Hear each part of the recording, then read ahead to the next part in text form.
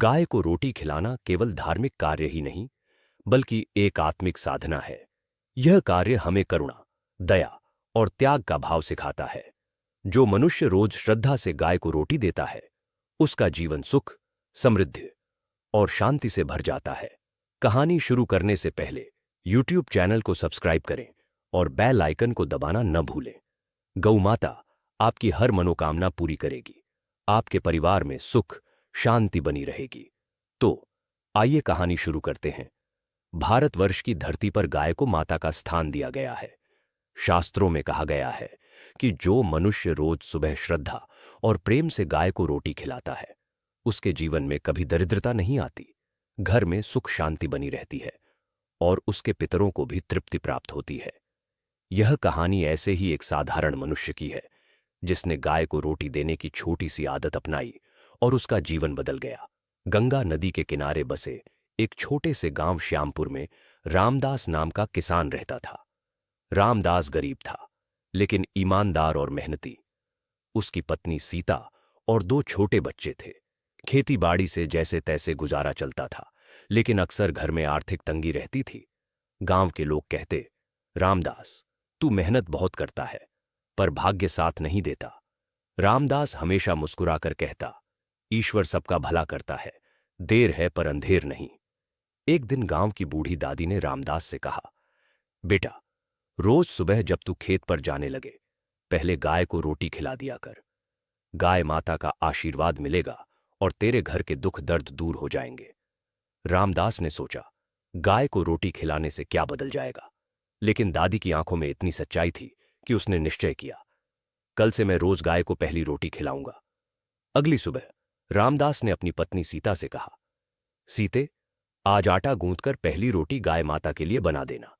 सीता ने बड़ी श्रद्धा से रोटी बनाई। रामदास ने गांव की गली में घूम रही एक भूखी गाय को प्रेम से पुकारा और रोटी उसके सामने रख दी।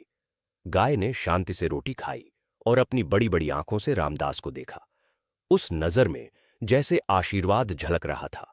रामदास को भीतर से एक अनोखी शांति महसूस हुई। दिन बीतने लगे। अब हर सुबह रामदास सबसे पहले गाय को रोटी खिलाता और फिर खेत पर जाता।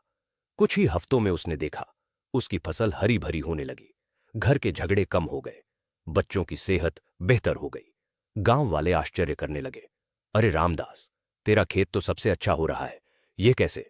रामदास मुस्कुराकर कहता, गाय माता का आशीर्वाद है भाई। एक साल गांव में भयंकर सूखा पड़ा। कुएं सूख गए, खेत बंजर हो गए। गांव के कई लोग रोजी रोटी की तलाश में शहर चले गए।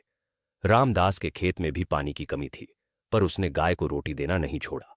वह सोचता, अगर मेरे पास खाने को बस एक ही रोटी होगी, तब भी आधी गाय माता को दूंगा। एक रात रामदास ने सपना देखा।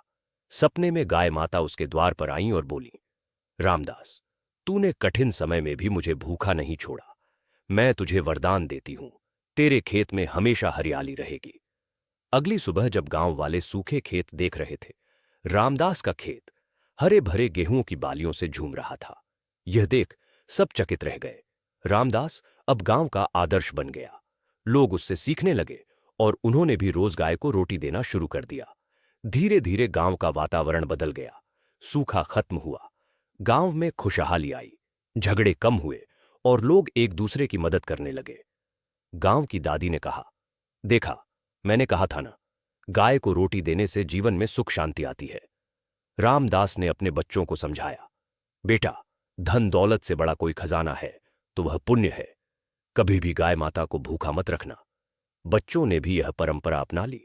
गांव में यह रीति बन गई कि हर घर की पहली रोटी गाय के लिए और आखिरी रोटी कुत्ते के लिए होती। रामदास धीरे धीरे वृद्ध हुआ। उसने पीछे मुड़कर देखा तो पाया कि उसका जीवन अब खुशियों से भरा हुआ है। वह अक्सर लोगों से कहता, मित्रों, यह सब गाय माता का ही आशीर्वाद है। मैंने बस रोज रोटी दी, बदले में उन्होंने मुझे सब कुछ दिया। अगर आपको कहानी अच्छी लगी तो कमेंट सेक्शन में जरूर बताएं। धन्यवाद।